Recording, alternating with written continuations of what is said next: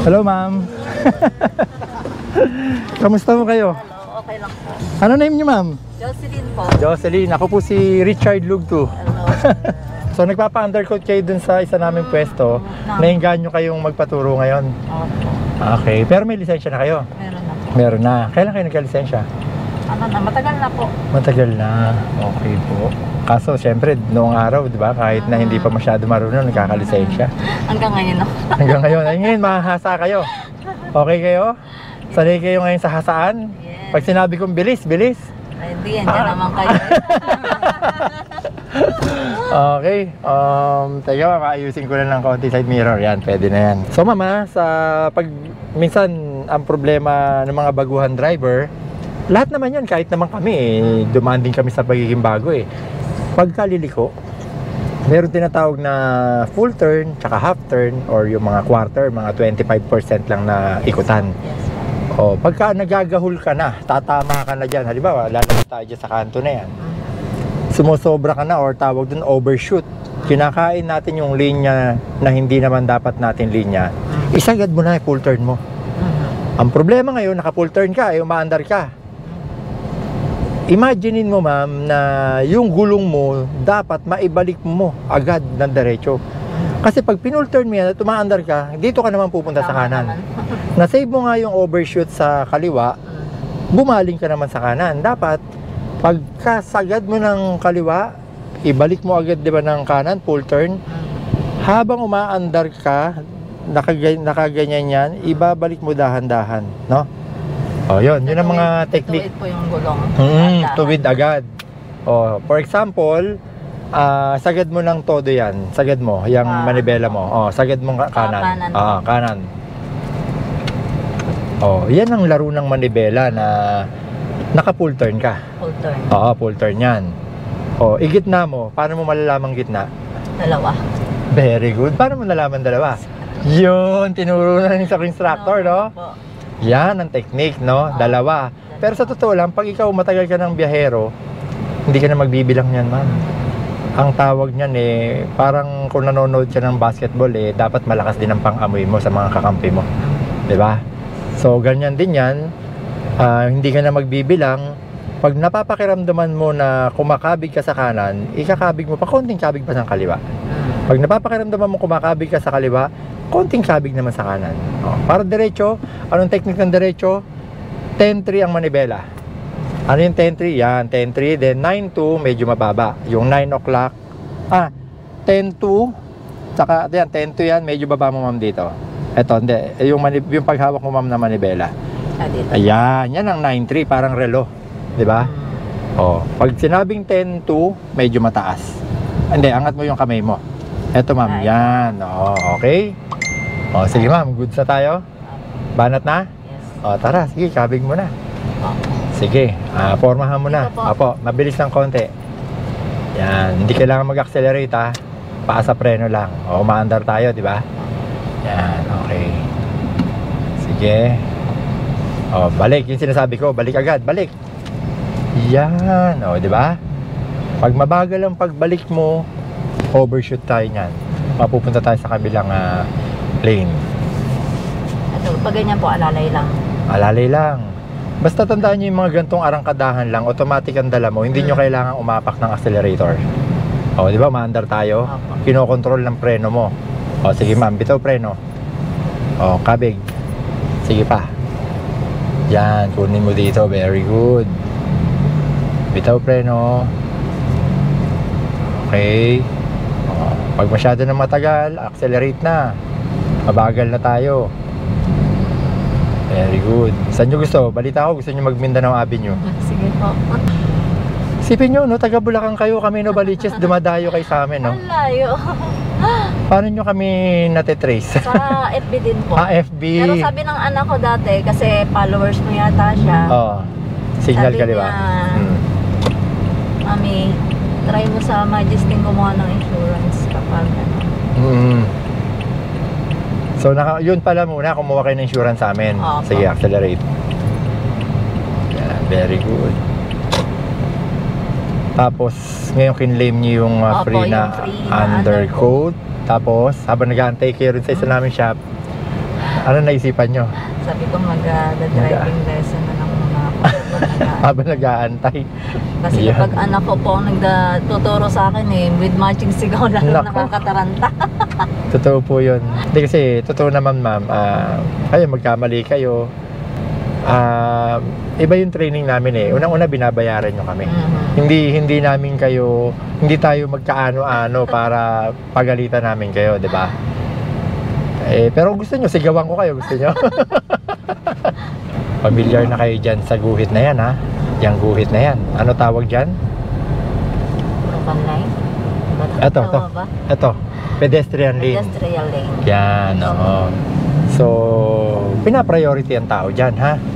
Ito yung sinasabi ko, dito sa Metro Manila, kahit saan naman dapat isang kotse pagitan eh. Pero dito, pagka isang kotse pagitan mo, sisingitan ka. Opo. So, tama na yung pagka-traffic talaga, mga 1 metro lang, okay na yan, ha? Masyado naman tayong ipokrito pag sinabi ko na isang kotse pagitan, ha? Di lahat na nagsisingit na yan, di ba? Tigit naman. Oo, yung mga nasa likuran mo, magagalit yun. No? Diretso pa. Masyado nang malayo yung ano. Di ba? Pagka hindi ka ma'am alisto, Sisingit. sisingit. Tapos ikaw rin, yung oras mo. Hindi ko naman sinasabing magmadali ka, pero itama mo na lang. Yeah.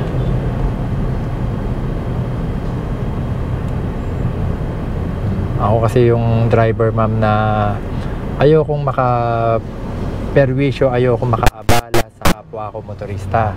Pag umabante na yung nasa harap ko, abante na rin ako. Pangit naman yung ang layo na, mga 5 kotse na pagitan nung nasa harap natin. Nakahinto Doon ka pa. pa, nakahinto pa. Kung ikaw nasa likod nung ganun, di ba medyo maasar kayo? Di ba nakakainis dyan sa expressway eh?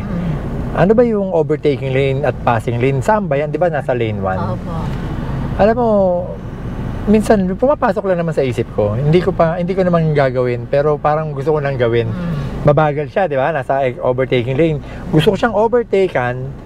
Pag nasa harap niya na ako, mas babagalan ko pa. Para pang inis na. Para malaman niya, magtaka siya. Ang bagal-bagal nito nasa overtaking lane. lane. Di ba? Para pamukha mo lang sa Kung kanya. gusto niya na magbagal, di doon siya sa Second lane, di ba? second lane, opo.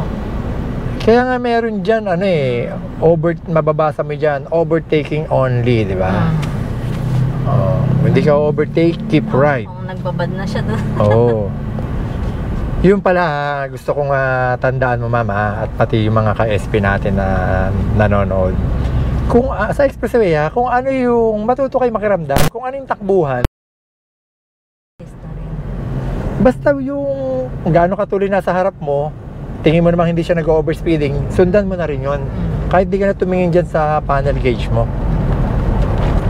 Kasi, ang tutuloy na... Pakiramdaman lang. ang tutuloy ng takbo mo. Tapos ikaw, ang bagal, magkokos ka ng traffic. Di ba? So, ito, papasok na tayo ng toll gate, no? So, meron namang... sana may laman yung RFID ko. Yan lang. Meron naman yan. Tapos doon pala sa hindi pala sa no RFID naka-line. Oo nga eh. Ito, dito yung mga walang RFID. Yeah. So, sige, ano lang tayo. Chill lang, di ba? So, yan, papasok na tayo ha. Transition line ha. Huwag ka sasagasaan yan ha. Sige, accelerate. Diretso na. Saan po dapat ako Pili ka, kaliwa kanan. Ano ba yung slow lane? Saan tayo? Tama lang po. Yan, kanan. Kanan. Sige, pero may obstruction dun sa dulo. Targetin mo na kumaliwa. Signal kaliwa. Yan. Clear? Opo. Sagutin mo kabig. Pwede. Nakikita ko rin. Huwag masyadong ganun. Dahan-dahan lang. Yan. Dito na. Stay na rito. Yan. Very good. Yung signal light, pakibalik. Ang signal light, ayan. Ang signal light kasi pag konting liko lang, hindi yan babalik. Pero kung medyo half turn ka, kusang babalik yan. Okay? Ito na ba yun? So, yung tanong mo kanina, saan ka pupwesto? Ibabalik ko sa yung tanong sa'yo. Ang sabi ko kanina, pag mabilis, dito sa overtaking lane. Mabilisan yan. Pag mabagal ka, chill-chill lang dito. Chill lang. Dito tayo. Tama? Yung pong lane na yan? Ito, itong lane na to, tama ito. Tama yan. Ito, mga emergency lane na yan. Yung mga, may mga And emergency parking for breakdown vehicle. Sige. Tandaan nyo matutulin ng sasakyan dito, nakakatakot kung iisipin. Pero kung ikaw ay nasa tamang linya, wala kang dapat ikatakot. Ha? Tapos hindi ka gewang-gewang. Yan yung mga delikado. Lalayo ka naman pagka nakakita ka ng ganon.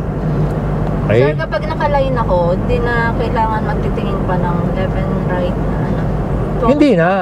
Oo, pero tingin pa rin sa side mirror. Oh. Sundan mo yung curve ba? Oh, sundan mo yung curve. Ayan. Ah, di ba? Susundan mo rin yung kurbada ng ano. Yan ang kagandahan ng pavement marking. Pang-guide po yan sa ating mga driver eh. Isipin mo kung wala yan, diretso ka. O, signal tayo kanan. O, magbabasa rin tayo. Ano tawag dyan? Yan ang mga informative signs. Yung mga green na yan. No? Pagka mga kulay brown naman, yan yung mga tourist destination. Diba? Certain lane na to, iyon ang tinatawag na second lane. Yes, second lane to. Ito first, second. Hindi, yun ang first. Okay. Matulin, mas mabagal, medyo mabagal, pinakamabagal sa fourth lane, ha? Ito pinakamabagal. Oo, ay kaso 2 lanes lang to. Dalawa lang pagpipilian, mabilis at medyo. Yeah, medyo mabilis. So, ito lagi natin pinapakita sa vlog. Transition line, sundan mo lang yung guhit, huwag kang aapak dyan, mama. Yan, o kita mo, kamote, o, di ba? Huwag kang tatawid dyan, ma'am. Delikado yan. Ito. Oo. Hati ng daan natin yan. Galing dun, galing dito. Di ba? O, yan. Pagpawala na tayo dyan sa transition line, i-accelerate pa. Majesty driving is cool. Dito ay tiyak ka na matututo. Majesty driving is cool. Palagi kang safe sa kada biyahe. Ang dami na magturo ng disiplina. Maging responsable sa manibela.